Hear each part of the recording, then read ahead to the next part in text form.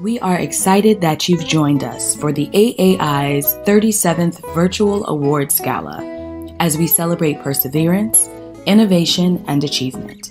Stay tuned. The program will begin shortly.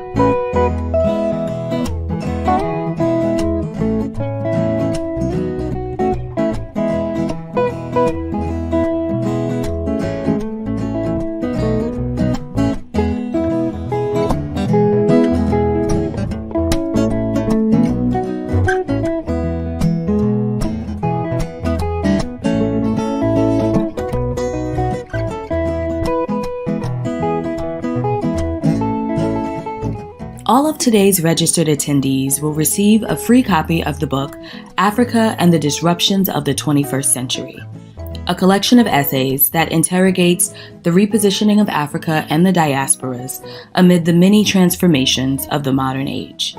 It's truly an essential read. If you have not registered and want to be eligible to receive a copy of the book, please go to aaionline.org/gala. AAI's annual Awards Gala is our most important fundraiser, and it is with the generosity of donors and supporters like you that we are able to continue the many programs, events, scholarships, and initiatives that are elevating stories of African success and encouraging enlightened engagement between Africa and America. Thank you for your support. To make a donation or to become a sponsor online, visit aaionline.org/gala.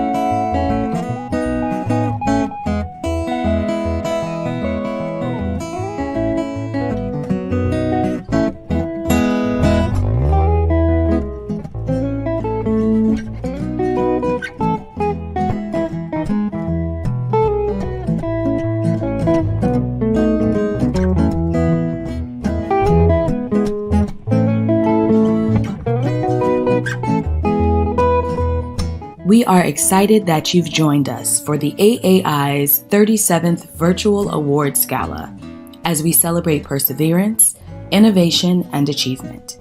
Stay tuned. The program will begin shortly.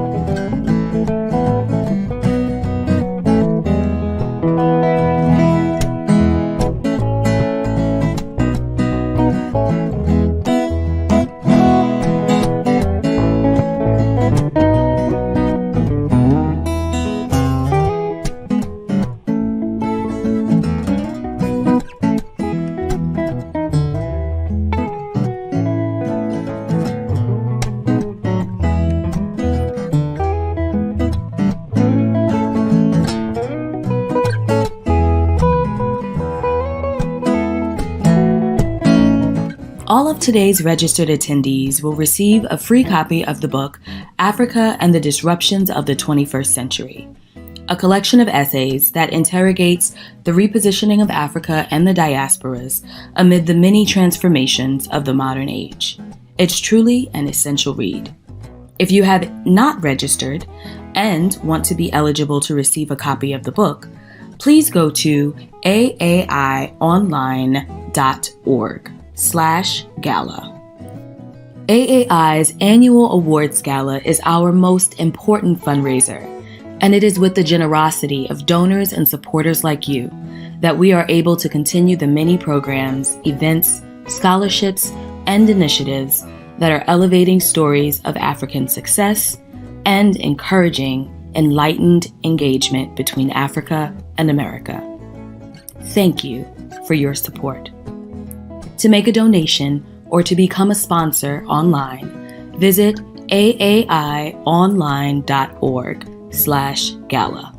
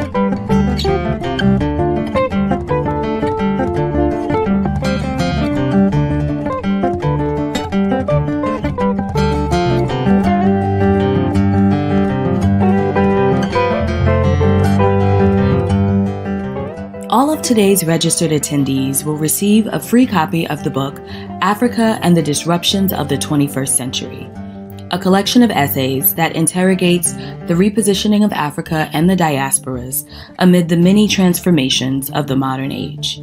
It's truly an essential read. If you have not registered and want to be eligible to receive a copy of the book, please go to aaionline.org/gala. AAI's annual Awards Gala is our most important fundraiser, and it is with the generosity of donors and supporters like you that we are able to continue the many programs, events, scholarships, and initiatives that are elevating stories of African success and encouraging enlightened engagement between Africa and America. Thank you for your support. To make a donation or to become a sponsor online, visit aaionline.org/gala.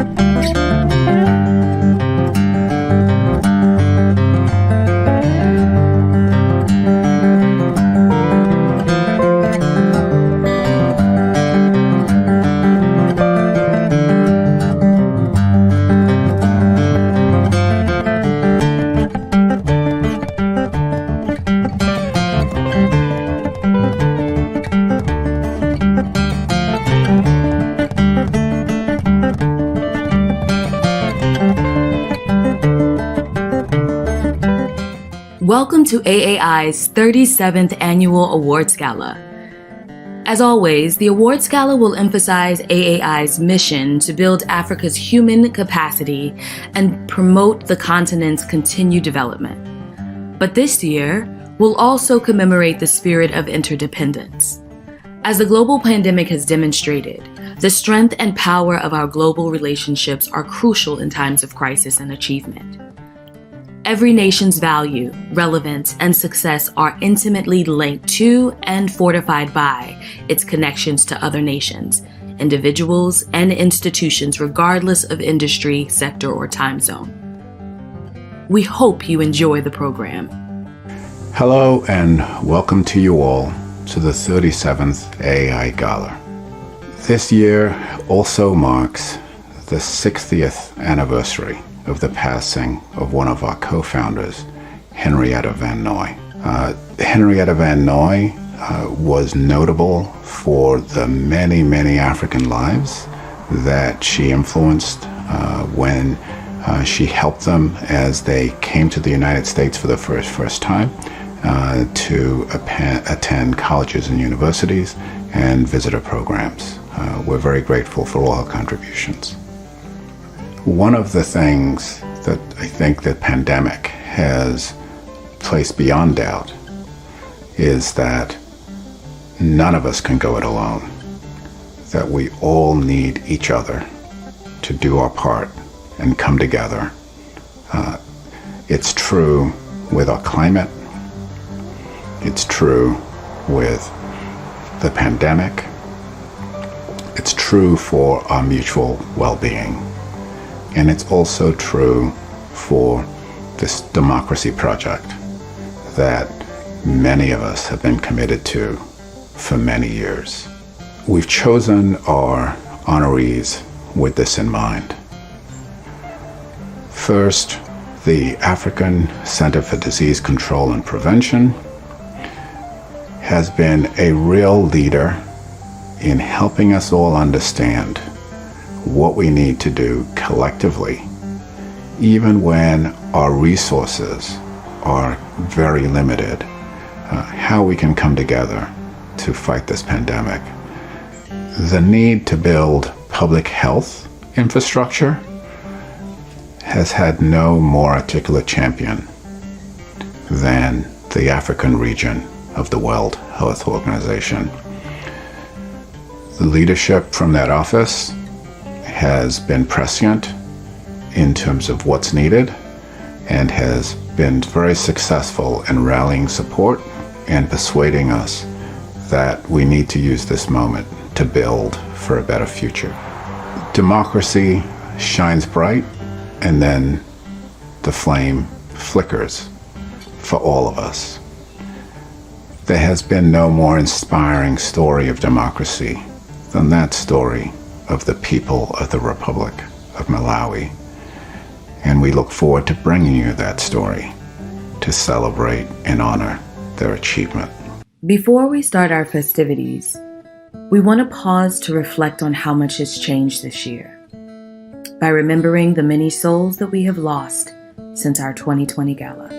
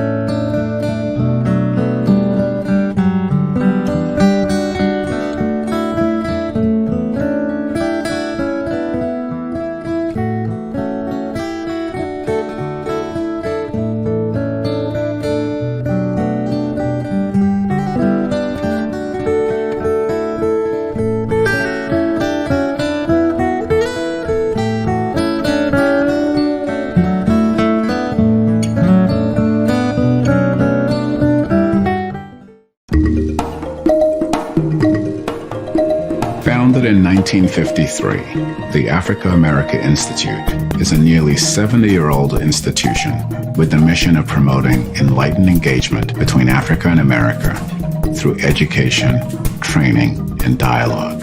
Among our principal co-founders were Henrietta Van Noy, an administrator par excellence, and Horace Mann Bond and William Leo Hansberry, two pioneering African-American activists whose work straddles the divide between African and African diaspora studies. AAI continues to embrace the philosophy of education for liberation that Bond and Hansberry espoused, a philosophy that affirms the humanity and cultivates the intellectual aspirations and excellence of all people. AAI's focus has always been on improving education in and about Africa.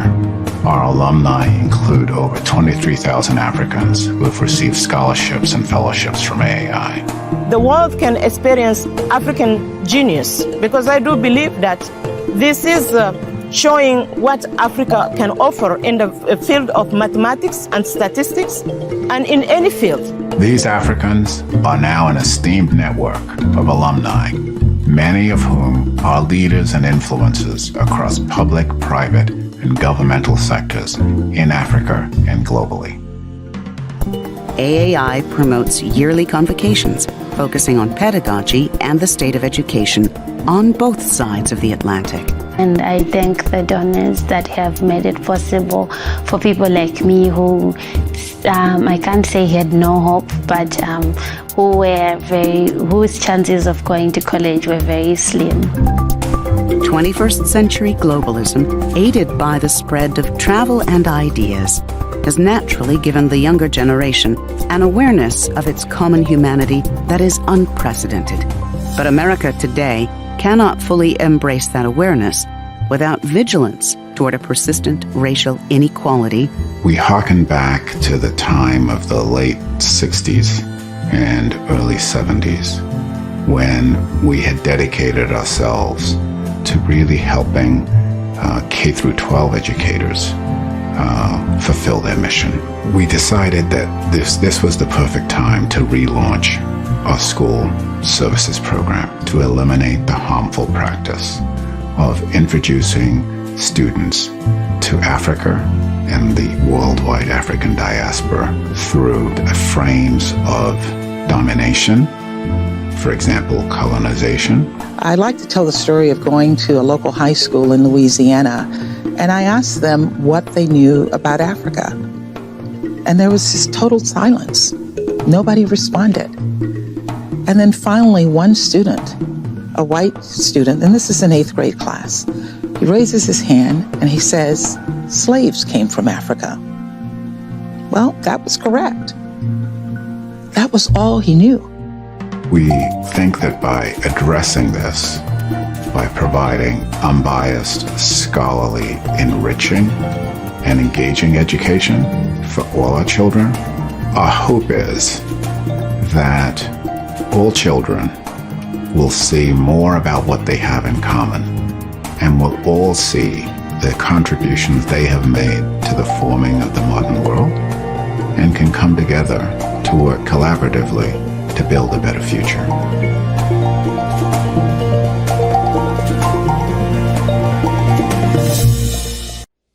This year also marks the retirement of our board chair, Steve Pfeiffer.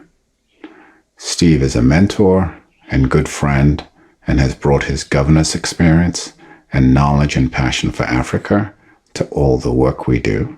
Steve, we're going to miss you on the board. We're going to miss your voice. We're going to miss your leadership. But we're really grateful that the relationship continues. This means a great deal to me personally, Steve, since I first met you in 1990 when we were on the Wesleyan University board together, and you were the board chair, and I was the new kid on the block. The way in which you commit to institutions and stick with them for the long haul is an example to all of us. Steve, thank you so much for your wonderful contribution to the AAI mission and to your impact on the promotion of human capacity building in Africa. Thank you for your wonderful support to all we have been doing at Rutgers University that involve partnership with the AAI. Thank you for your support to our Mandela Washington Young African Leaders Initiative. We are grateful. Thank you for your friendship. We wish you good health, and we look forward to our continued friendship with you. You have guided AAI and put it in a leading position to continue to be a leading voice for Africa and the great African diaspora. For that, AAI and myself are eternally grateful. You now transition from chairman to champion for AAI and Africa. Thank you very much for your service. Asante sana. Basically, Steve has always had the love of Africa in his veins. I worked with Stephen on the alumni recruitment program that involved ASPAO and a sister program, ABRA, all involving bringing students to participate in degree programs in American universities. We will remember you fondly for your active participation in the state of education in Africa. We wish you well, Steve. We know that you are with us, wherever you are, that we are in your heart, as you will be in our hearts. Thank you. To say the African American Institute was fortunate to have Steve Pfeiffer as chair of the board of trustees is an understatement. Having a person of his caliber and stature leading an organization can only add to its reputation. But to have him on the board for 20 years and as a chair for 5 years is comparable to winning a lottery. Steve's guidance, intelligence, experience, commitment, and generosity have allowed AAI to not only navigate uncertain times, but to make progress despite them. When you consider what he brings with him as a well-known international attorney and an internationalist in his thinking and understanding of Africa and the world, a Rhodes Scholar and a graduate of Yale Law School and Oxford University, it is no wonder AAI fared well under his leadership. And all of us on the board of trustees, AAI management, and the staff are sad to see him leave. While I admire Steve's many professional and academic achievements, what impresses me is his ability to convert his vision into reality. It was Steve who championed the importance of bringing AAI's alumni together, which make this organization a powerful force. He helped organize events on the continent of Africa and funded them. It is a privilege to know Steve Pfeiffer and to have served on the board of trustees with him. He is a leader who excels in everything he does. His steadiness and unwavering dedication are exemplary qualities to follow. Steve, thank you for all you have done for AAI. I wish you great things ahead. Though you are leaving the board of trustees, you will always remain with all of us at AAI. Greetings, especially greetings to our AAI Gala honorees this evening, and also to our fellow board members of the AAI Board of Trustees, our staff, and other distinguished guests. This month, I'll be stepping down after 5 years as chair of the board of AAI. This culminates a 20-year commitment to the board, which has been a great honor for me. It follows a long career of involvement with Africa, going back to the 70s, and graduate study at the School of Oriental and African Studies. I believe that we've accomplished many things during this period, and I'm very optimistic about continuing our commitment to education of Africans in the United States and on the continent, and also education about Africa, particularly in the United States, but also across the continent. As my colleagues on the board know and have heard me said before, I think that education is the greatest investment that any family, community, or government can make. It is our best chance for peace, social and racial justice, a recognition and respect for the rule of law, and gender equality in all of our communities. And it's also the only thing that can never be taken away from you. We have found consistently that our alumni, whether in the diaspora or particularly on the continent, have made consistent and remarkable contributions to their countries and have really paid back the investment that AAI and the U.S. government made in these remarkable individuals. No other organization has an asset like the alumni body of the Africa America Institute. So as I leave, I'm full of enthusiasm for the future. I'm committed to being, while not on the board, committed to working with Kofi and the current board in any areas where I can be of assistance. My particular interest is in education in Africa for girls and literacy for young women, and I'll continue to be involved in that. So I would say thank you to the board, thank you to all of those associated with AAI. It's been a great experience these 20 years, and I'm full of enthusiasm for the future. Thank you very much, and I hope you all enjoy the gala. Thank you, Steve, and enjoy your grandchildren. This is also a joyful occasion where we welcome 3 new leaders of the board who are stepping up to fill Steve's big shoes. First is Crystal Jackson, the founder of Mosaic Genius and Head and Heart Philanthropy, and Crystal will become our new board chair. She will be helped and supported by Rebecca Lowell Edwards, who will become vice chair, and also Robert McCarthy, who will also become vice chair.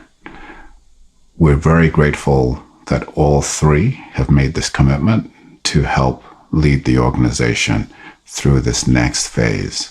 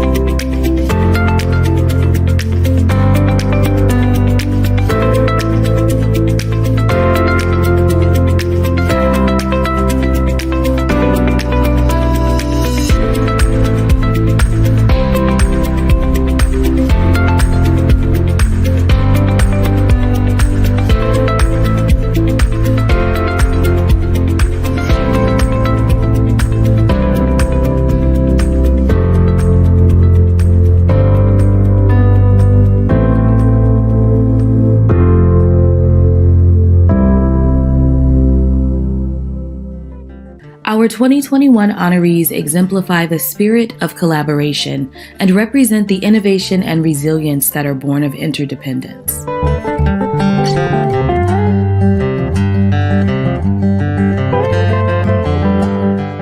Over the past year, as the COVID-19 pandemic has tested the resolve of millions around the globe, health professionals have come to our rescue. Time and time again, we've seen our most trusted health institutions form meaningful partnerships to ensure our safety. That's especially true of the Africa Centers for Disease Control and Prevention. The Africa CDC was founded just 4 years ago, but the organization has wasted no time making a significant impact on African health. Before a single COVID-19 case was recorded in Africa, the Africa CDC formed its COVID-19 task force, demonstrating an unparalleled level of proactiveness. At the helm of the organization is Dr. John Nkangazong, who spearheaded many crucially important initiatives throughout the pandemic. As a member of the African Vaccine Acquisition Task Team, Dr. Nkangazong was instrumental in securing 400 million COVID-19 vaccine doses to date for African Union member states. He also played a key role in establishing the Africa Medical Supplies Platform, which helped secure 270 million vaccine doses, in addition to diagnostic tools, PPE, and medical equipment to aid Africa's pandemic response. Dr. Nkangazong also oversaw the establishment of the Partnerships for African Vaccine Manufacturing, which aims to have Africa manufacture 6 out of every 10 vaccines used on the continent by 2040. And as co-chair of the African CDC Consortium for COVID-19 vaccine clinical trials, Dr. Nkangazong is helping to lead several late-stage clinical trials to advance Africa's COVID-19 vaccine development. Last year, the Bill and Melinda Gates Foundation honored Dr. Nkangazong with the Global Goalkeeper Award to recognize his leadership in bringing together African leaders from all sectors to address the pandemic. This year, it's our pleasure to recognize him as well for his incredible efforts in spearheading the continent's ongoing pandemic response. In all that he does, he continues to exhibit why partnerships are integral to advancement, especially in the face of adversity. AAI is excited to present the Global Health Solutions Champion Award to the Africa Centers for Disease Control and Prevention. I'm Mark Sussman, the CEO of the Bill and Melinda Gates Foundation, and it is a great pleasure to be part of this tribute to Dr. John Nkangazong, the head of the Africa CDC. In a few short years, he has done an amazing job making a unique contribution to African health. And in the COVID crisis of the past year, from vaccines, from medical supplies, to treatments, to testing, he's been a tireless force and voice and leader both across the continent and across the world.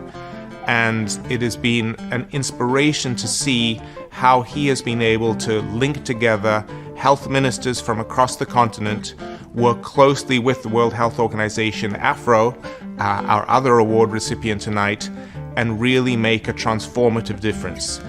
It's a critical contribution to dealing with today's crisis, and it is even more important foundation to a new, strong platform that is going to help strengthen African health in the years and decades to come. Greetings to you all, ladies and gentlemen. My name is Husseini Dlamini. I am the chairman of Aspen Pharmacare and Massnut Holdings Limited. It is a distinct honor and privilege to congratulate Dr. John Nkangazong for receiving the Global Health Solutions Champion Award on behalf of the Africa Centers for Disease Control. The Africa Centers for Disease Control, under the very capable and exemplary leadership of Dr. Nkangazong, has done a very good job in leading Africa's charge against the coronavirus. Dr. Nkangazong and his team have really managed to create a very compelling and burning platform that has united all African countries, and I say friends of Africa, around helping Africa to conquer the COVID-19 pandemic, which emerged unexpectedly at the beginning of 2020. His outstanding leadership has seen the Africa Centers for Disease Control assuming global stature and respect that hitherto it did not have. And he's reached out to governments across the continent and to us in the private sector. We've had him, for example, visiting our Aspen factory in Chakwera in South Africa, where we manufacture the Johnson & Johnson vaccine. The collaboration and partnership and support from the Africa CDC under his leadership has been immensely useful in helping Africa to maximize its share of vaccines, which we all know that have been a source of controversy, as we saw rich countries really practicing what has come to be known as vaccine nationalism, hoarding vaccines, while African countries were left at the bottom of the queue. Dr. Nkengasong has been a great champion for Africa to have its equitable and fair share of vaccines. Vaccines are very important, ladies and gentlemen, because we know the pandemic is not about to go anytime soon. We need to learn to live with it. We all need to vaccinate. We all need Africans in rural areas, in urban areas, in poor communities, and in all sort of sectors of our continent, from West Africa to East Africa, Southern Africa to North Africa. We need all Africans to have access to vaccines. Thank you very much. Distinguished guests, ladies and gentlemen, good evening. Greetings from Kigali, Rwanda. It is my distinct pleasure to speak about our first honoree this evening, Dr. John Nkengasong. I can think of no one who better embodies the words Global Health Solutions Champion. From the outset of the COVID crisis, John and the Africa CDC mobilized the African continent's response.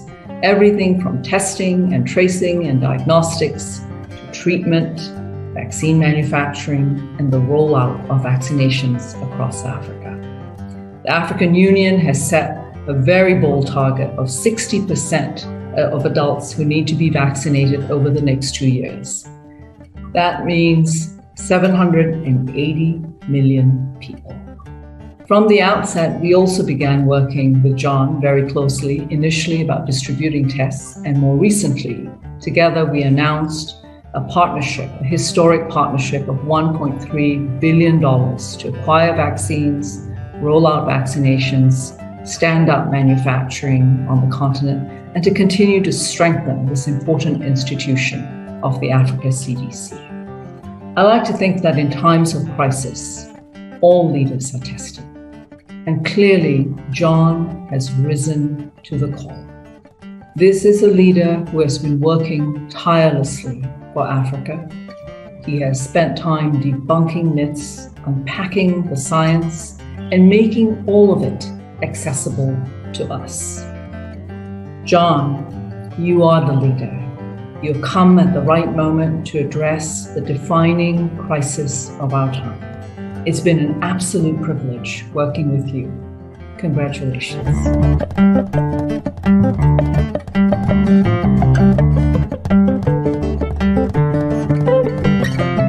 Greetings from the Africa Centers for Disease Control and Prevention in Addis Ababa.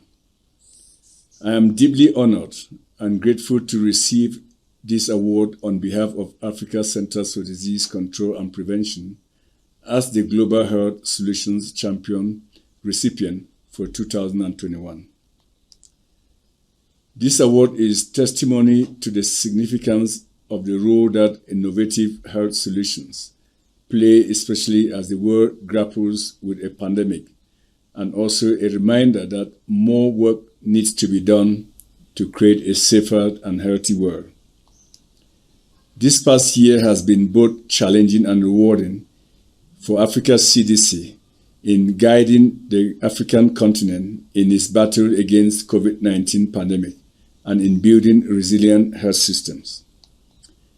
It has been an enriching experience working with all the staff of the Africa CDC and African Union member states and other partners, including working with the World Health Organization in our battle against COVID-19, and one that will always warm my heart to be part of a noble cause as a demonstration of Africa taking its own health security destiny in its hands. I would like to express my profound gratitude to the African American Institute for conferring on Africa's CDC such an honor.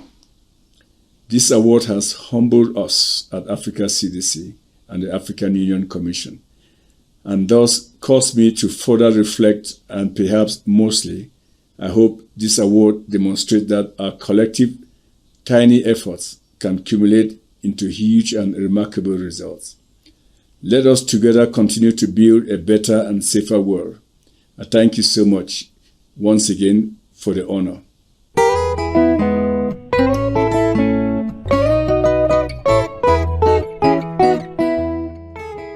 This year marks the 60th anniversary of the African Scholarship Program of American Universities, also known as AAI's ASPAL program.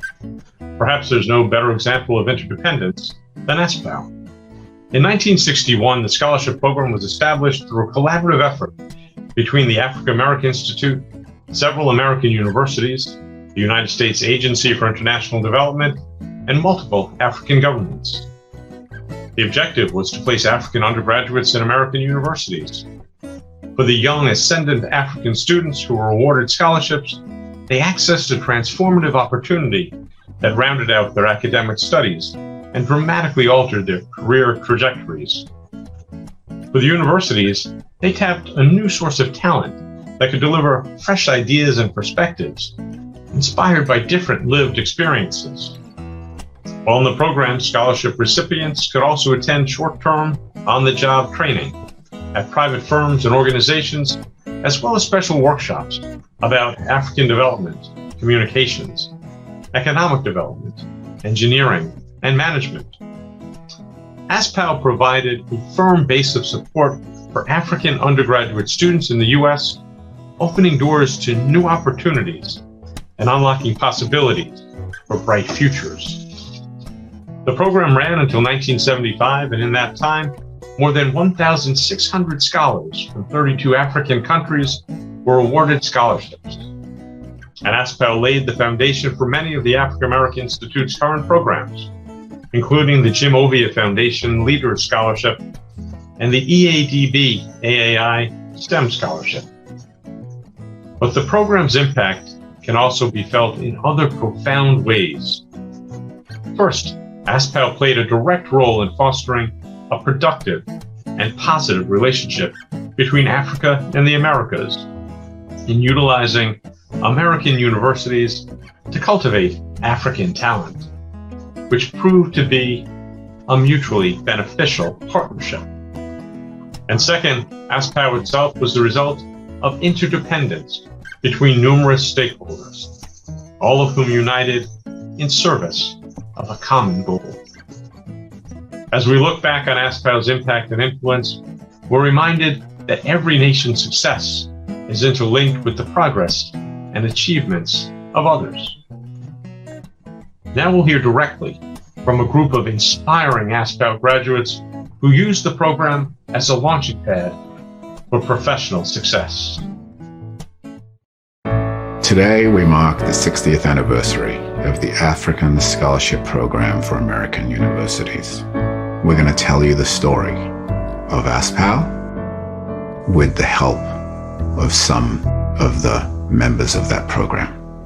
That got on the flight leaving Lagos, Nigeria, on August 4th, 1961.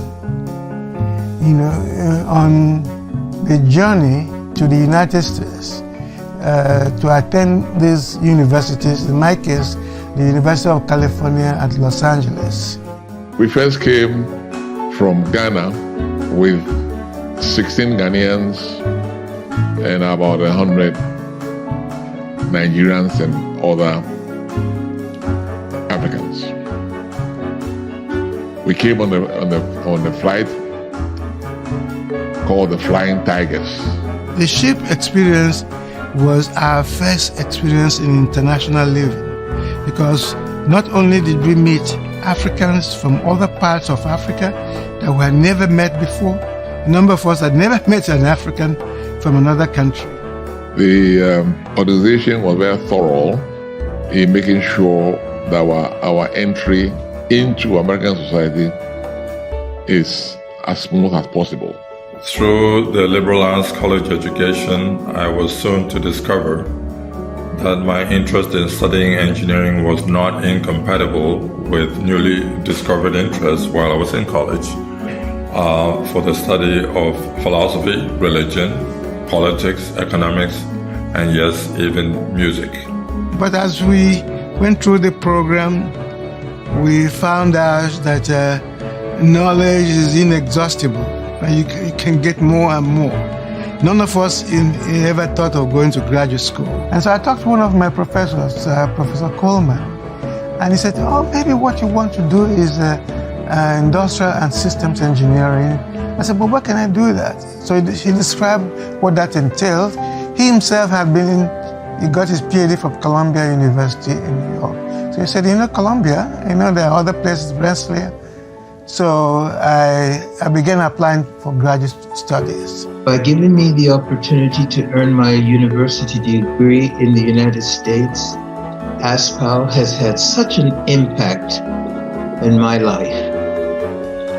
Unable to return to my country to work in post-colonial development as I had hoped, I have sought opportunities where I can make an impact in my work as a college counselor, agency director, social worker, as a program manager, community leader, teacher, and human services executive.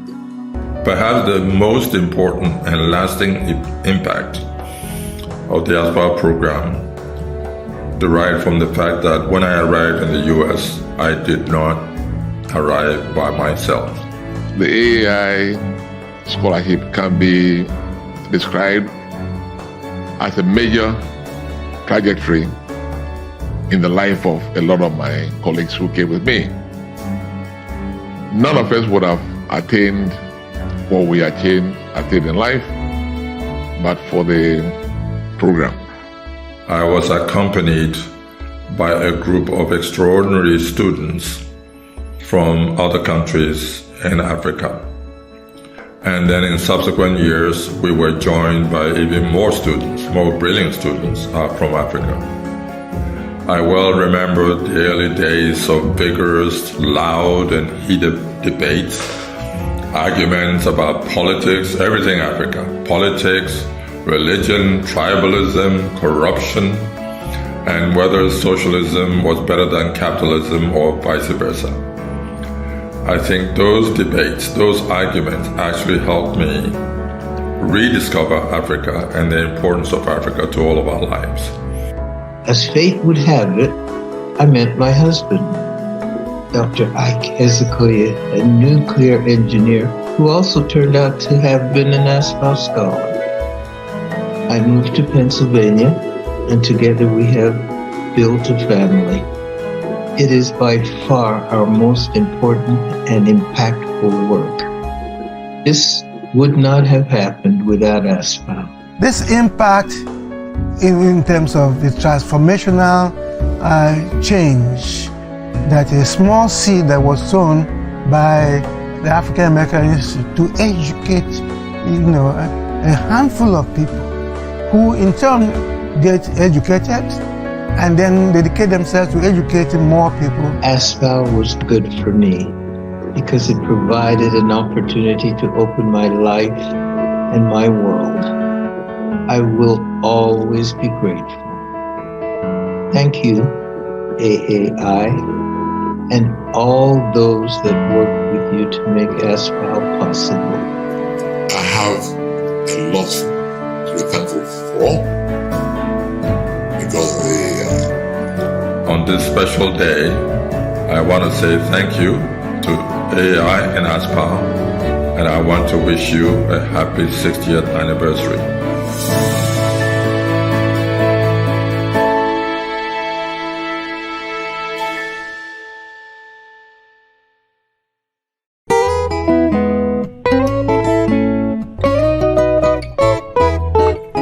It is my privilege to introduce Dr. Moeti. Dr. Matshidiso Rebecca Moeti is the World Health Organization's Regional Director for Africa and the first woman to occupy this position. She's a medical doctor and public health expert with more than 40 years in national and international experience. Dr. Moeti obtained her Bachelor of Medicine and Bachelor of Surgery degree from the University of London, and she has a Master of Science in Community Health from the London School of Hygiene and Tropical Medicine. Prior to joining World Health Organization, Dr. Moeti worked with Botswana's Ministry of Health in various capacities. She has also worked with UNAIDS as the team leader of the Africa and Middle East desk in Geneva and with UNICEF as the regional health advisor for East and Southern Africa. Dr. Moeti's first term at the Health of Regional Office for Africa started in 2015.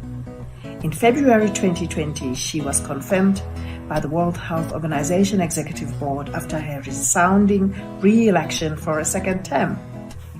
Over the past 5 years, Dr. Moeti has led a transformation agenda that is widely acknowledged to have improved WHO's performance and effectiveness and to have informed the global WHO transformation. Under Dr. Moeti's leadership, tremendous progress has been made, including interruption of wild poliovirus transmission in the WHO African region. This is the second disease to be eradicated from the region after smallpox 40 years ago. Capacities to respond to health emergencies like COVID-19 and Ebola have also improved significantly. Through the regional flagship program of universal health coverage, WHO is supporting countries to ensure people can have access to needed health care without financial hardship. Dr. Moeti has worked with the WHO Regional Office for Africa since 1999, and she has held various senior positions. She successfully led WHO's 3x5 initiative in the African region, which aimed to expand access to antiretroviral therapy in various countries. In recognition of her service to humanity, Dr. Moeti has received many accolades, including an honorary fellowship from London School of Hygiene and Tropical Medicine, an honorary doctorate of science from the University of Health and Allied Sciences in Ghana, honoris causa doctorate by Instituto de Hygiene e Medicina Tropical, Universidade Nova de Lisbon, COVID-19 heroine by Ellen Johnson Sirleaf, President Center for Women, and nominated Woman of 2020 Financial Times. She is a great champion for women in leadership and in global health. It is my pleasure to share a few words of congratulations to my colleagues at WHO Afro. We have worked together closely in my capacity as chair of the Africa Regional Certification Commission for Polio Eradication, and with dedicated partners, governments, health workers, and communities, including polio survivors, we have achieved tremendous success. We, the ARCC, certified on August 25, 2020, last year, that the wild poliovirus had been kicked out of Africa after a 25-year battle that was first called for by Nelson Mandela, the Yaoundé Declaration. More than 1.8 million people are able to walk today who would otherwise have been paralyzed by the virus, and 180,000 deaths have been averted in Africa. The last strongholds of wild poliovirus in Africa were in communities living in the most precarious circumstances, affected by poverty and conflict. As part of the Afro Transformation Agenda from 2015 onwards, this very special woman that I have a lot of admiration and esteem for, Dr. Matshidiso Moeti, put the polio program under her direct oversight, which reinvigorated Afro's commitment to eradicating polio. Afro increased the number of polio staff and introduced new approaches and innovations, such as geographic information systems, to track the reach of interventions and detect cases, even in the most remote and undeserved communities. Now, the polio infrastructure is playing a vital role in responding to COVID-19 and outbreaks of other diseases such as measles, Ebola, cholera, etc. So, I heartily congratulate Dr. Moeti and the WHO Afro team once again and commend their resolve to realize better health for people in Africa and around the world. I am very proud of you all. Congratulations. Many congratulations on a well-deserved honor. As Regional Director, you are transforming the WHO Afro Office into an organization fit for purpose for the 21st century and to improve health of all Africans. The still expanding COVID pandemic continues to be a tragedy for many Africans and is exacerbated by the absolutely unacceptable access to COVID vaccines. However, this crisis has also shown the new and unprecedented strength of public health leadership and institutions in Africa. That's a big change. And one hallmark of leadership and of success is to work in genuine partnerships. And that's also something you've been doing. Partnerships with governments, with civil society, with businesses, with other institutions, including with Africa CDC. So in that context, I'm also pleased to see that John Kengasong, the leader of Africa CDC, is being honored and that you're working so well together. Again, congratulations and keep the great work going. Africa needs you. I'm Mark Sussman, the CEO of the Bill & Melinda Gates Foundation, and I'm incredibly honored to be able to be part of paying tribute to Dr. Tsidi Moeti, the head of the World Health Organization's Afro region, and all of the tireless staff that work across WHO in Africa. They have had one of the most challenging, but also one of the most transformative and impactful years in their history. And Dr. Moeti has been a tireless leader working across issues of gender equity, of the direct response to COVID, of making sure that we do not neglect and forget the many other health challenges and diseases, from malaria to polio to neglected tropical diseases, where we have strong partnerships. And it's been amazing to watch, to see, to partner, to be able to provide help and support, and above all, to be able to see how she, working with the African CDC, working with ministries of health, working with global partners, has been able to lay a platform that is going to allow Africa to finally tackle the COVID crisis fully in the year ahead, and to lay a platform for tackling future global crises going forward. Dr. Moeti, thank you for your friendship and your leadership.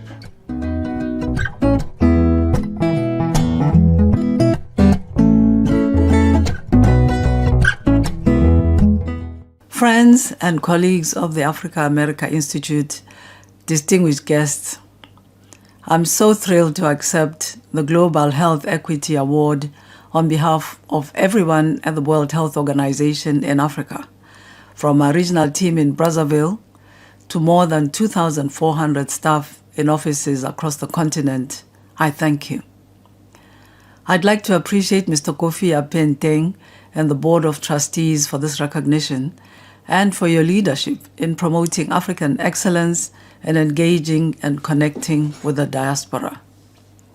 I hope that we can build on this by working together to mobilize the bright minds and hearts of African sisters and brothers making a difference around the world to contribute to social and economic progress on the continent.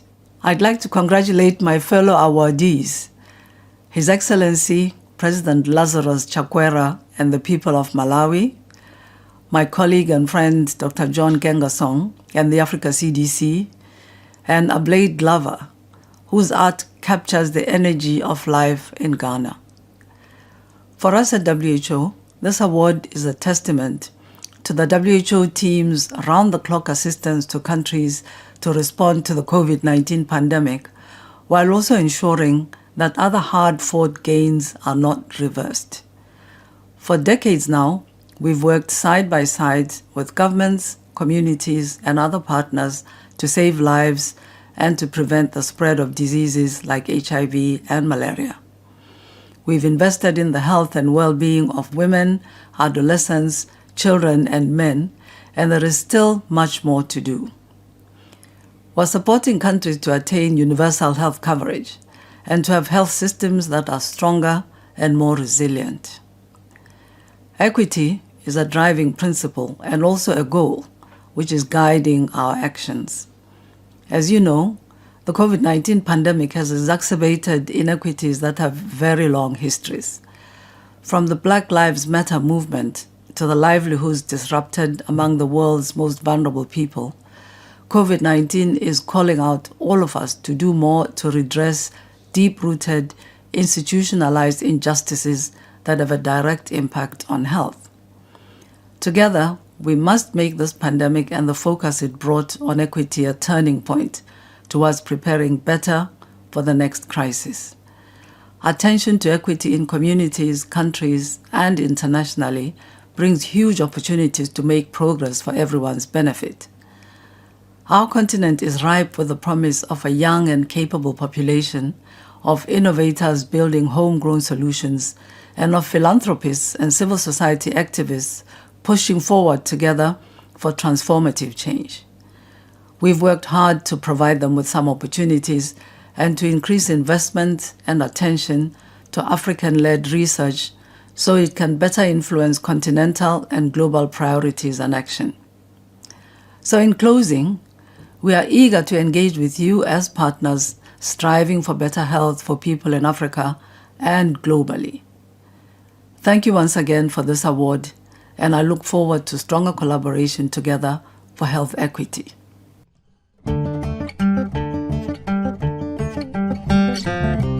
Every AAI alumnus has potential. Each cohort has a spark, an undeniable talent that will manifest itself in impactful projects. It's simply AAI's job to nurture that talent and send each student out into the world to see what they can achieve. And when they achieve greatness, we all feel an indescribable sense of pride. This year's Lifetime Achievement Award recipient is no exception. Abolade Glover is an alumnus of AAI's African Graduate Fellowship Program, also known as AFGRAD. Through AFGRAD, he earned his master's degree from Kent State University in 1972. And since, he has become an internationally renowned artist, holding an especially significant place in Ghana's contemporary art scene. He trained in Ghana, Britain, and the US before embarking on a groundbreaking career. Abolade is known for its colorful and highly textured oil paintings of Ghanaian marketplaces, landscapes, and urban spaces.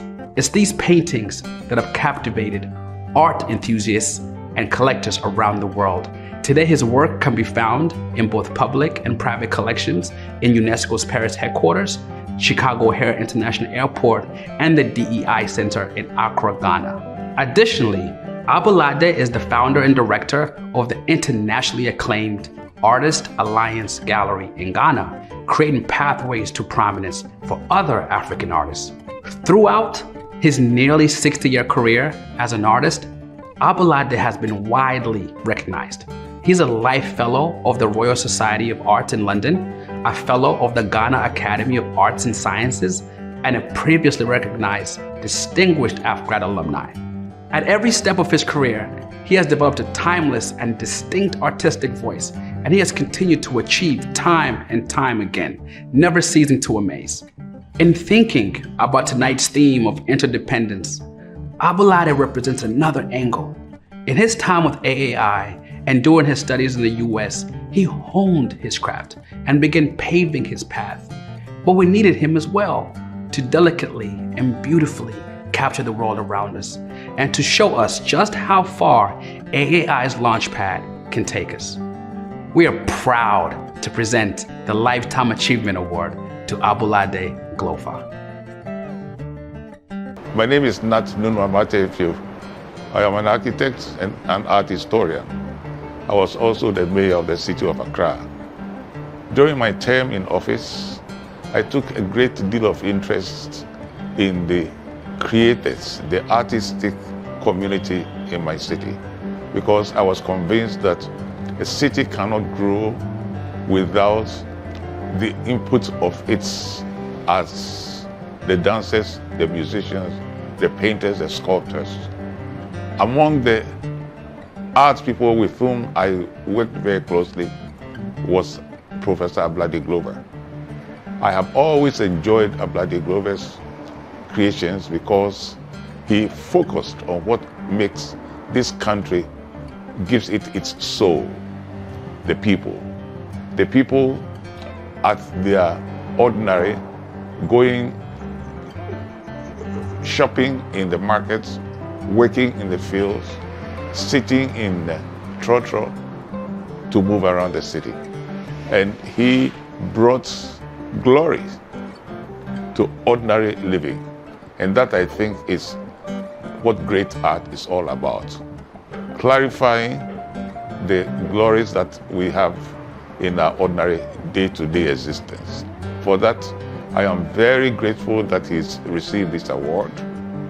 I'm sure a lot of my countrymen would join me in congratulating him for an award well deserved. Thank you very much. Hi, my name is Na Jama Glover Osafo. Na Jama Omanyeyo Glover Osafo.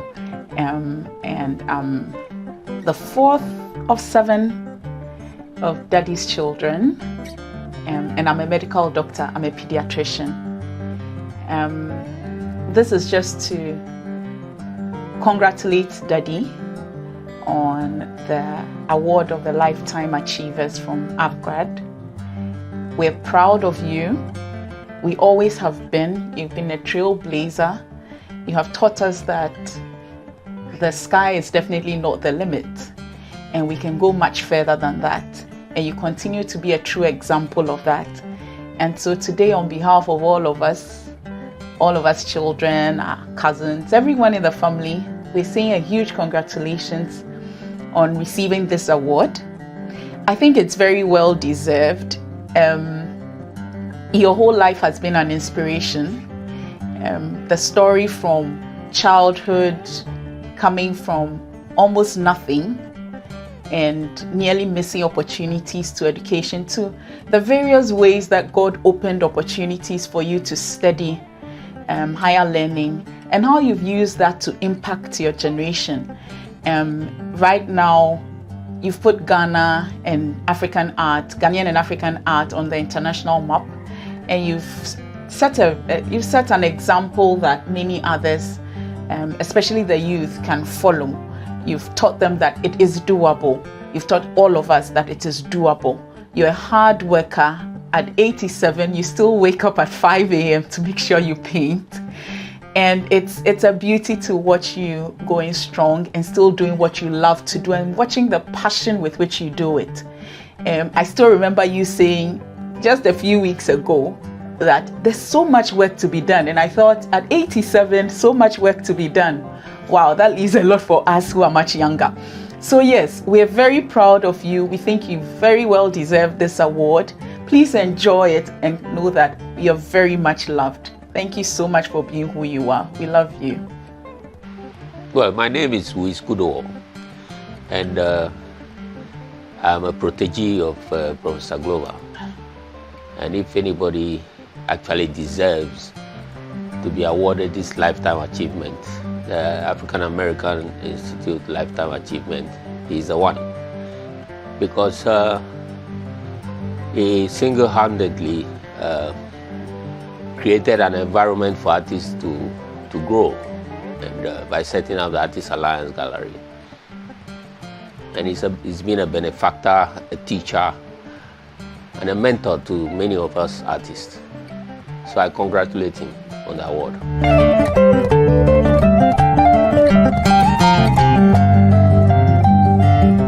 This award has come as a huge surprise. And it came at a time when it's like coincidence, but I can't believe such coincidence. It's too much. It's really a lot. that some years ago, that's over 4 or maybe 50 years ago, I was a recipient of AAI award, that's AFGRAD award, to study in the US. That was an intervention, I would call it, in my life, because I had ended the university and I thought I was going to make that career, my career. That is, now I've come to the end of the road and I'm going to make a career. So got to get the necessary, all the necessary qualifications that will carry me to the end, the very end of the academic work, academic career. But that opportunity, that kind of thing wasn't there. And therefore I consider AFGRAD scholarship to study abroad as an intervention. Maybe you can call it divine intervention. And I had the opportunity to study at Kent State University. At the time, Kent State itself had made history, had made some kind of history when there was a shooting. And therefore, when I got the message that I was going to Kent, and I read from the Newsweek, it didn't quite settle well. But getting the opportunity was the greatest thing. And I had the opportunity. So whilst I was there, I thought this opportunity must use it well. I must use it well. And therefore, the master's degree, for which they gave me the scholarship, wouldn't be the end for me. And I hurriedly went through the master's degree. In the university, they call it you're loading yourself. I loaded the subjects, finished the master's, and quickly entered the PhD program, which is, for me, to be the ultimate. And there were obstacles, difficulties, but again, there's always somebody who comes in. Like I mentioned Professor Efland, who was my advisor and was like a personal friend. Like I became like a child of his, and he really was something. I'm most grateful for that. And then I started a PhD program at Ohio State, and then my university in Ghana came in and they wanted to stop me, and Efland wouldn't let them, and they had to settle on the conditions. Finally, they agreed on some conditions that I'll return to Ghana to write my dissertation, and Efland agreed that, okay, we'll take that. And that's what happened. Finally, I returned to Ghana and wrote my dissertation. I went back, and when I went back, Professor Efland had then stepped in again to pay my fees, make sure that I was registered that particular semester. It was all something like it's not in your hands, but mighty hand guiding one's life. And to this day, I returned to the university to continue my teaching, and I did what I must do as a university teacher. I met great students, good students, people who really were eager. And of course, I met students too who came to get a degree and go, that kind of thing. But it was all interesting and challenging, and it all helped to mold me. We did open this gallery. We opened at Lungwa first, and it wasn't working because of the traffic to Lungwa. We saw that I come from La, so it was easy to see the people, the old people here in La, the elders, and they agreed to give me this property. And everybody was like helpful. People want to help. They asked us to take as much property here as we liked at the time, and we started. There were obstacles, what do I call challenges? They're not obstacles really, they were challenges, like financial challenges. Like when we started, we had got some savings, money that we were going to use to build a gallery, simple. But when we started, the city said anybody building here must do a sea defense. Now, that was in our budget. So that rattled us. And by the time we finished the sea defense, the money is finished. EDIF, Export Development and Investment Fund, came in. And we got that kind of help to finish the gallery. So I can say, I am convinced that AAI through AFGRAD came just at the nick of time, came in to put me on the path to where I've reached now. Without AAI, I'm not sure whether AFGRAD, that is whether my career as a university lecturer, university teacher, would have gone on smoothly, I would have finished. Because the university was changing, and they were changing from having university lecturers without PhD degrees. They wanted to improve their staff and so on. So whatever you climb to, it depends upon what you have. And AFGRAD, I cannot be grateful enough, really. I cannot be grateful enough. I think it's a miracle. And it has helped to chart my course. Whilst I was there, apart from studying, I met some teachers. I've already mentioned I've learned, but I met some teachers who were really practicing teachers, but they were practicing. And I thought that was, I hadn't seen that before. For me, I know a teacher is a teacher here when I having come from Ghana. But meeting teachers who are into the business, into the job, they bring experiences to the classroom, to the lectures, and that was amazing. So I'm grateful. I'm amazing. I'm grateful. I cannot describe it. But to ground it all, that this time that AI is thinking of giving me an award, only 2 weeks ago, and I mentioned it, only 2 weeks ago, the Millennium Excellence Award, which had awarded me something 10 years ago, giving me a Millennium Excellence Award for art and culture, again decided to give me a lifetime award.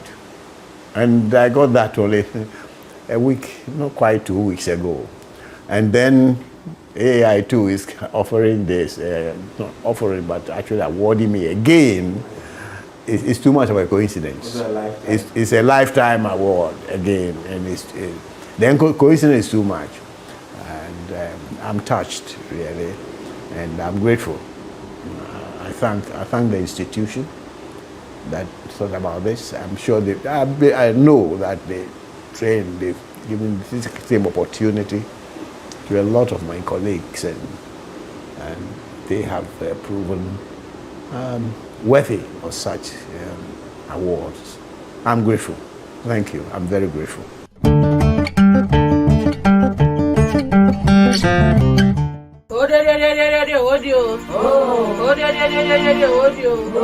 Over centuries, Africa has evolved through various forms of governance.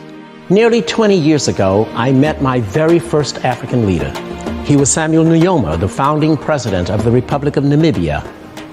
Almost exactly 10 years after I met President Nujoma, I met with Joachim Chissano, second president of the Republic of Mozambique. Chissano told me that if I really wanted my students to understand democracy in Africa, I should bring them to Mozambique while elections were taking place the following year. So in 2009, I began doing precisely that, starting with national elections in Mozambique and continuing in several African countries over nearly a decade. My students saw this and expressed it best. We debate about government involvement and healthcare and how we don't want our government to do this, we don't want our government to do that. In Botswana, we saw that the ARVs for people infected with HIV were provided for free because the state felt that it was its duty and responsibility to take upon such matters. So maybe we have it backwards. I was able to get a lot of hope from being in Ghana. That's the main thing I took with me. Ghanaians, they didn't feel like, oh, if my candidate doesn't win, I'm going to have a huge hissy fit. They were just like, I want so-and-so to win, but if he doesn't win, it's okay. My real interest was to find out what Africans themselves, particularly the leaders, thought about how things were changing in African governance. If corruption is a threat to democratization in Africa, then I would say it's equally a threat to Western civilization or the emerging BRIC nations, including China. Corruption is decaying, and decay threatens all lives. Sometimes people forget when they try to compare Liberia to Ghana or to some of the other West African countries, they forget this whole period of destruction where we have to overcome. The idea is to make sure we learn from those lessons of experience. Are they optimistic for the future of democracy on the continent? There is no joy than the joy of building peace with sisters. No one has experienced this joy until you form a movement like this one. It's sincere, it's genuine, there is no fakeness in it. It's all about Liberia. In the end, democracy on the continent is struggling, but slowly improving against many obstacles. Leaders are hopeful, but realistic. Tonight's final award recipient has shown the world what is possible when people unite, mobilize, and persist in defense of their core principles and in pursuit of positive change. Malawi may be a small country, but it set a very powerful example for the entire world over the course of its last election cycle. Elections held in 2019 saw the incumbent president declared the victor, but they were riddled with glaring irregularities. And rather than retreat into cynicism or abandon faith in democracy altogether, the people of Malawi demanded better, organizing mass protests focused on the electoral issues, but also on the need for more economic opportunity, on respect for human rights, and calling for an end to corruption in government. Surveys showed this wasn't just about the supporters of one candidate versus supporters of another. Concern about the quality and integrity of their democracy crossed party lines, and Malawians found ways to work together on the issues that mattered to the whole society. With courage, independence, and professionalism, courts backed them up, issuing a ruling in 2020 to annul the electoral results and calling for new polling. A new round of balloting in June of that year led to a decisive win for Lazarus Chakwera, an opposition candidate representing not just one political grouping, but a coalition of opposition parties working together. And then Malawians witnessed the peaceful and democratic transfer of power. For much of tonight, we've focused on interdependence among nations, but partnerships are necessary within nations as well. These alliances animate the civic engagement that can reimagine policies, advocate for the marginalized, hold the powerful accountable, and safeguard democratic institutions. So tonight, we present the National Achievement Award to the people of Malawi for their tireless and fearless defense of their democracy and their ongoing insistence on government that works for the people. Hi, I'm Derek Johnson, President and CEO of the NAACP, the largest and oldest civil rights organization in the United States and designated with the UN as an NGO. The health of any society is measured by how well we care for our elderly. Are we preparing our young people for a strong and prosperous future? Do we protect the most vulnerable in our communities? And do we engage so that we can have a just governance where all of our voices can be heard? If we can do that, that is a healthy society. It is for that reason that I have this distinct honor to present to the people of Malawi and President Lazarus Chakwera the 2021 AAI National Achievement Award. Congratulations to the people of Malawi, to all of my friends at the Africa America Institute, and for everyone that's here today, especially the honorees, for celebrating our connection throughout the diaspora and appreciating the independence of our nations. My deepest deepest congratulations to the people of the Republic of Malawi. My heart, my soul, my spirit was in pure joy and deep gratitude, witnessing a peaceful change of leadership. The honor of peace, the honor of democracy, the honor of unity, the honor of love you have showed the rest of our continent has left all of us with so much hope. Hope that other countries, like even my own of Uganda, can one day see a day like this. And hope is one of the strongest things one can have because it drives the belief that our tomorrows can be better than our yesterdays. And that hope and that belief becomes more than a dream. It becomes a possibility when you witness what the people of Malawi have accomplished. I'm inspired. Africa is inspired. And all of us, the sons and daughters of the motherland, we all have rejuvenated hope. Congratulations to the incredible people of the Republic of Malawi. Congratulations on receiving the Africa America Institute's National Achievement Award of 2021. You came to the presidency through Malawi's peaceful democratic transition following a contested electoral process.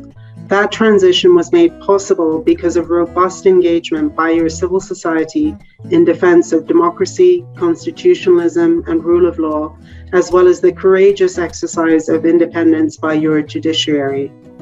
More recently, Zambia experienced a similar peaceful democratic transition. This is a positive trend, and we trust Malawi will continue to be a champion for democracy across Africa. We also wish to congratulate you for taking over as chair of the Southern African Development Community during its 41st summit in Lilongwe in this month. As chair of SADC, you now have regional responsibilities, including ensuring access to the COVID-19 vaccine, as well as advancing research, development, and manufacturing of vaccines across Africa, addressing the rising debt crisis, and resolving the crisis in northern Mozambique. All of which is to say, you have a lot on your plate. We hope this award provides you with the reassurance that you have the faith and hope of many behind you. We look forward to stronger partnerships with Malawi and SADC for a better Africa. Once again, we extend our congratulations to you and the people of Malawi. It is now my honor to introduce His Excellency Lazarus Chakwera, President of the Republic of Malawi.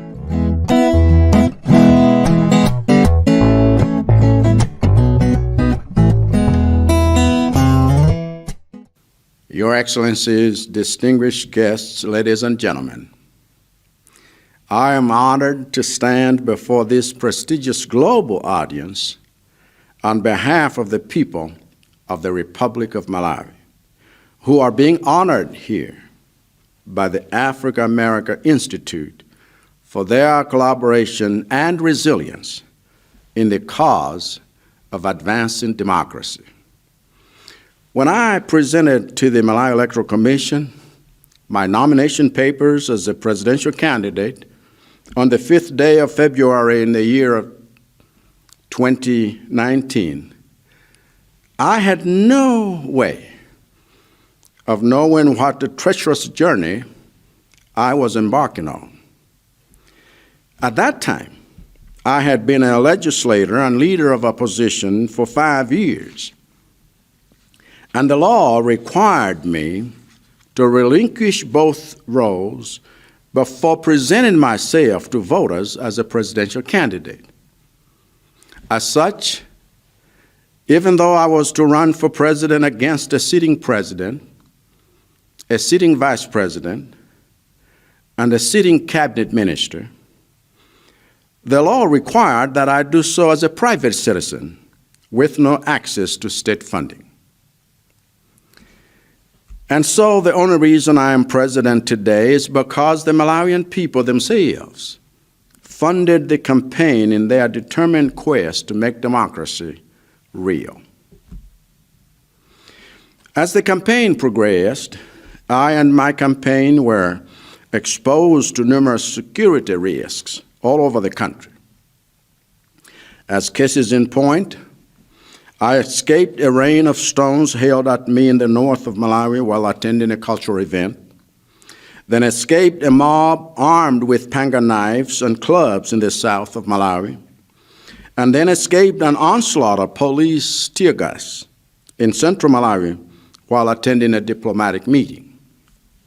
The only reason I'm alive and president today is because Malawians themselves protected me and gave me safe passage in their determined quest to make democracy real. Our campaign traveled the length and breadth of the country for 2 months, and our supporters braved the cold draft of May to stand in line and cast their vote.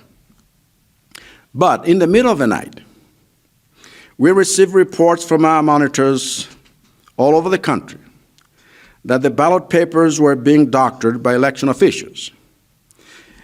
And I myself held a press conference the next day to blow the whistle on the fraud, for which I was roundly mocked and ridiculed as a sore loser. And so the only reason I'm president today is because the Malawian people themselves reported the electoral fraud in their determined quest to make democracy real. While the declared winner of the fraudulent election was being sworn in, I was at a press conference announcing my decision to challenge the conduct and the result of that election, a move that made me a pariah in many diplomatic circles, including the denouncement of my character in a speech before the entire United Nations General Assembly. But the Malawian people, whose democratic rights had been violated more than my own, urged me to press on and fight for justice through the courts, which they supported through peaceful demonstrations across the country. The only reason I'm president today is because the Malawian people themselves followed every minute of the court proceedings via radio to ensure that no evidence, no witness, and no judge would be corrupted. When the court case was ruled in our favor, and the 5 judges of the court ordered that a fresh election be held within 150 days, we despaired about finding enough resources to travel nationwide canvassing for votes. But we were able to run the best campaign in recent years through a coalition of 9 parties because the Malawian people themselves brought us together in their determined quest to make democracy real.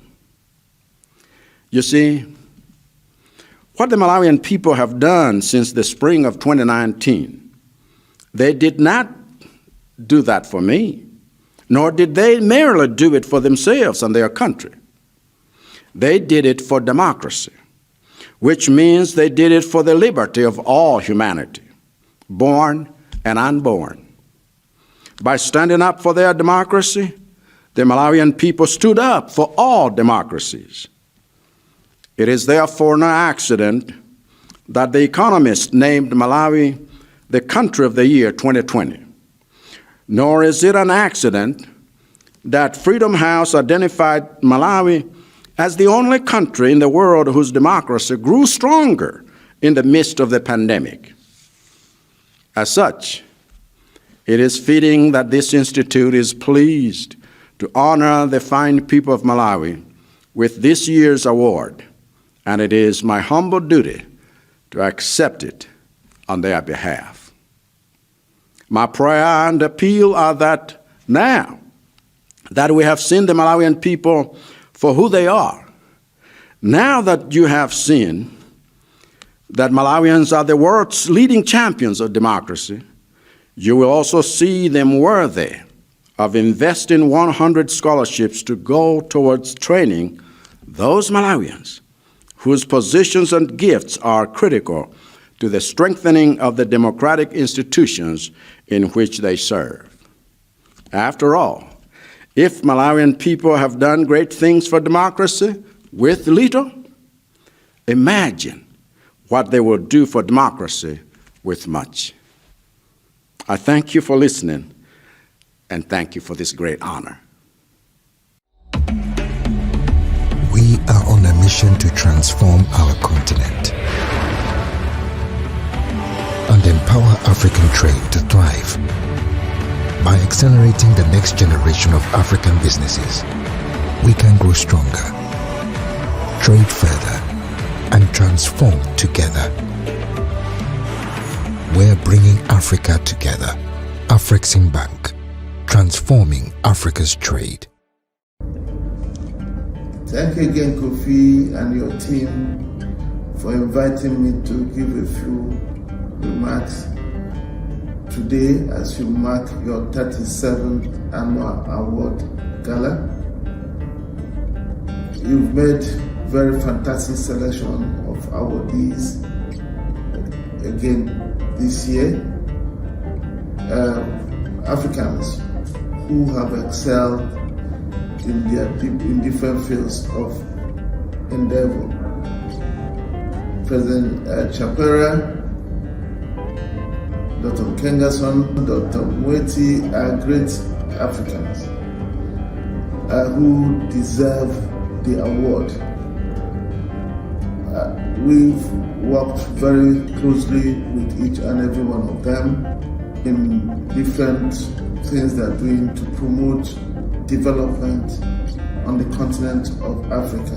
In these days of the COVID-19 pandemic, at Afreximbank, we've focused on helping the continent to fight the virus.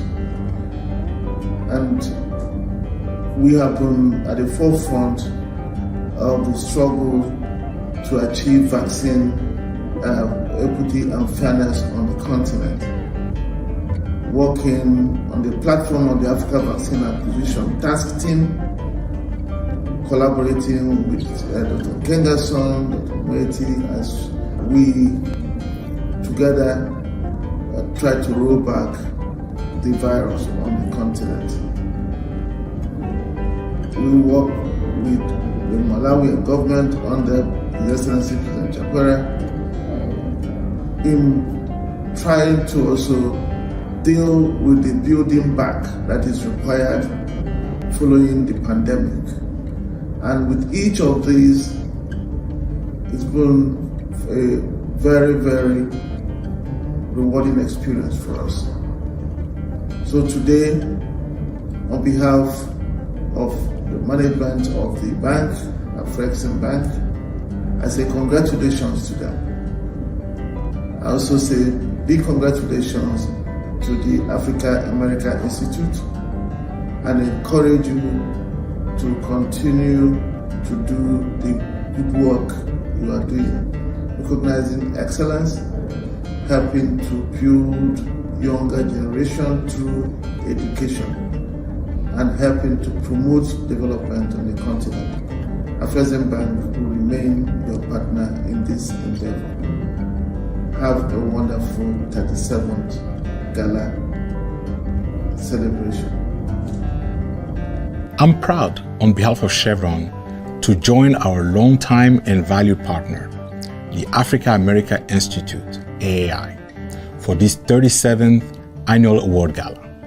Speaking also as a board member and an African, I'm grateful for the role AAI has had in educating, providing scholarships, and helping to shape the careers of 23,000 leaders in the public and private sector throughout the world since its founding in 1953. It's an incredible and unparalleled accomplishment.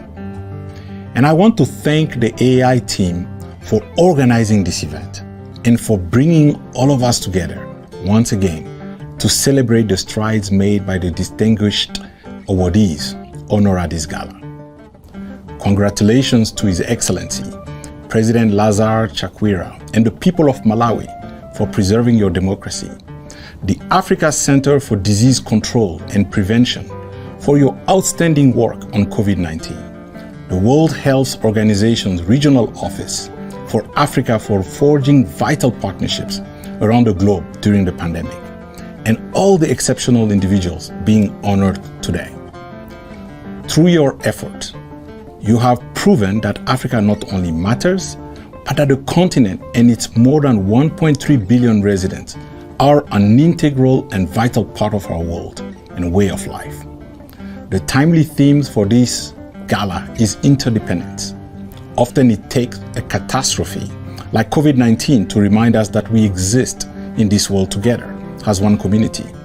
We are all interdependent, one country with another, one human being with another, and one partner with another. That interdependence involves responsibility, trust, and standing in solidarity with one another during tough times. It also involves sharing, demanding work, and soaring achievements done collaboratively for the well-being of others, as our awardees have demonstrated through other examples. Chevron believes in the philosophy adhered to by these leaders. They follow the right and responsible path despite the challenges. Chevron aspires to do the same. Our culture is built upon the principles of partnership, responsibility, trust, and integrity in working with governments, businesses, communities, and organizations in Africa and around the globe. The awardees have shown during their lives the power of humanity to effectuate profound change. We at Chevron believe in the power of humanity to solve any challenge, which is why we are pleased to support this gala highlighting leadership. Thank you, Your Excellency, and all awardees for your great contributions to humanity, and thanks to AAI for bringing them to our attention. You inspire us and renew our hope. Now, speaking of hope, I would like to introduce you to an AAI initiative that is planting the seeds of hope for youth in communities throughout the United States of America. In the late 60s, the School Services Program was launched to help school districts, teachers, principals, and professional associations design K-12 curricula, Black history and Black experiences. Today, this educational focus is needed more than ever, which is why AAI relaunched it in 2020. The School Services Program works with communities in ensuring that students have an enriching and transformative experience while learning about Africa and its global diaspora. It supports schools and districts in designing curricular content free of bias and misinformation and in delivering classroom instruction that support learning, self-leadership, and academic achievement. Today's students need accurate exposure to Black history and stronger pathways to success. School Services provides that through education and empowerment. This is a program we are proud to support, and this is aligned with our corporate responsibilities. Wherever Chevron operates, we contribute to the improvement of livelihood of the communities by making strategic social investment in 3 core areas: health, education, and economic development.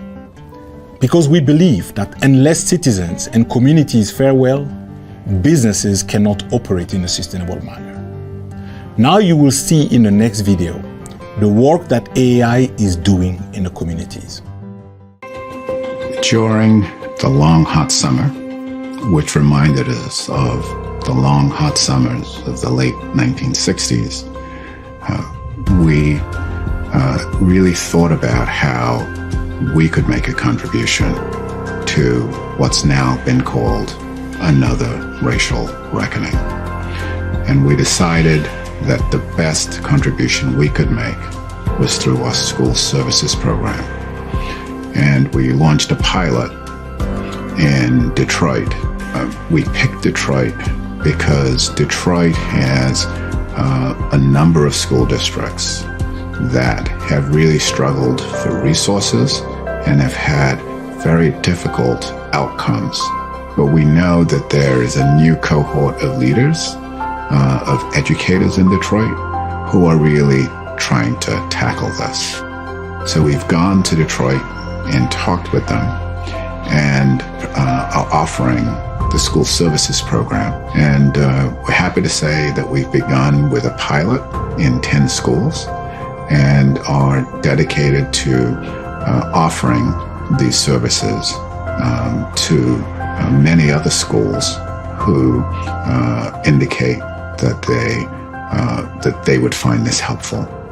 The Africa America Institute launched the School Services Program in the 1960s to help organizations, schools, and districts develop and teach curriculum that centered and included the truthful and scholarly history of African people, both from the continent of Africa and in the worldwide diaspora. Foundational to the work of the School Services Program is to ensure that no student begins to learn about Africa and African Americans through the lens of colonization and enslavement.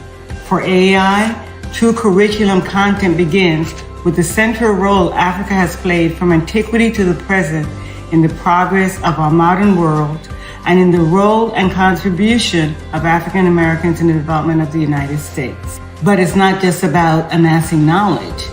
What is also important is that students are taught well using research-based strategies that ensure that they achieve, especially for Black students and other students of color. It is an honor to work with and for the Africa America Institute, an organization that has a proven track record as a pillar of knowledge, caring, and action in advancing educational knowledge in Africa and the African diaspora. That the kind of education that transforms the outcomes for students and in turn promotes the transformation of the lives of their families and communities. Thank you. My name is Danielle Jackson, and I am the CEO of University Prep Schools. In 2020, the UPrep crew had the pleasure of developing a partnership with the Africa America Institute to deepen our work in developing a culturally responsive educational program for scholars K through 12. The partnership with the Institute has been rewarding to our network, with a focused lens on exposing our scholars to the history and excellence of the African diaspora. The work we accomplished together in such a short time has been invaluable. However, there is still much work to be done. As one can imagine, deepening the content knowledge of our teaching staff to empower them to deliver a compelling and engaging curriculum on African American and Africa history takes time. To do this successfully requires focus, commitment, patience, and practice. As we continue the path forward to reimagine our classrooms and transform the lives of the young people who attend our schools, we will remember those who kindly made this partnership possible and walked alongside us in our journey. On behalf of University Prep Schools, we thank you.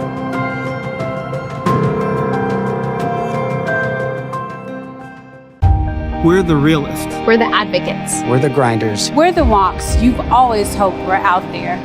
We've taken everything we've learned from our company and we've put it into philanthropies, along with almost all of our profits, which means that with our partners, we're the builders of stronger communities. We're the naysayers to anyone who says this planet can't be saved. And if you're the first in and the last out, we'll be right there with you. We're Bloomberg.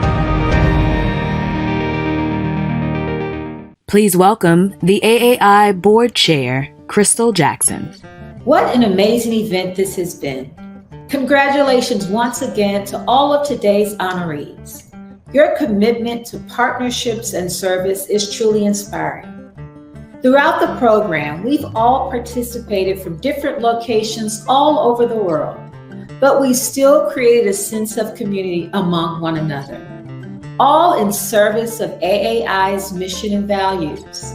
In a sense, our ability to come together without being together perfectly encapsulates our theme of interdependence. Because so many of the alliances we formed over the past year have happened virtually. In fact, not having those in-person connections has only further underscored how much we need one another, and also how strong our bonds are, regardless of how far apart we may be. Your interconnectedness and your generous support tonight and year-round help us continue our many important programs, scholarships, and events, including initiatives like our school services. Know that you're supporting the development of Africa's human capacity and promoting the continent's development.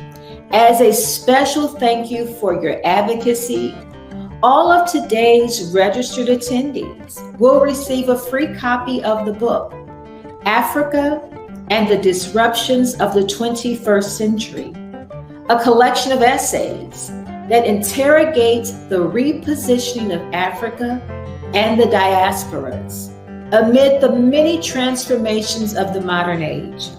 I promise it's truly an essential read. As we bring this evening's program to a close, I'd like to extend a heartfelt thank you to our sponsors and our community and business partners for their ongoing commitment, and a heartfelt thank you to an incredible board for all of your hard work and for living AAI's values in all that you do. I'd also like to recognize all AAI alumni, scholarship recipients, and program cohorts for all they've accomplished thus far and the greatness that's still to come. And last but not least, thank you to each of you for tuning in and taking time to celebrate the power of global relationships. If you still like to support AAI, head over to our website at www.aaionline.org, click the donate button on this page. Again, what an outstanding event this has been. Have a great night, stay safe, and we'll see you next year. Bye-bye for now. Thank you. AAI's annual Awards Gala is our most important fundraiser, and it is with the generosity of donors and supporters like you that we are able to continue the many programs, events, scholarships, and initiatives that are elevating stories of African success and encouraging enlightened engagement between Africa and America. Thank you for your support. To make a donation or to become a sponsor online, visit aaionline.org/gala. We hope you enjoyed AAI's 37th Annual Awards Gala. Thank you for joining us. Stay safe and stay well.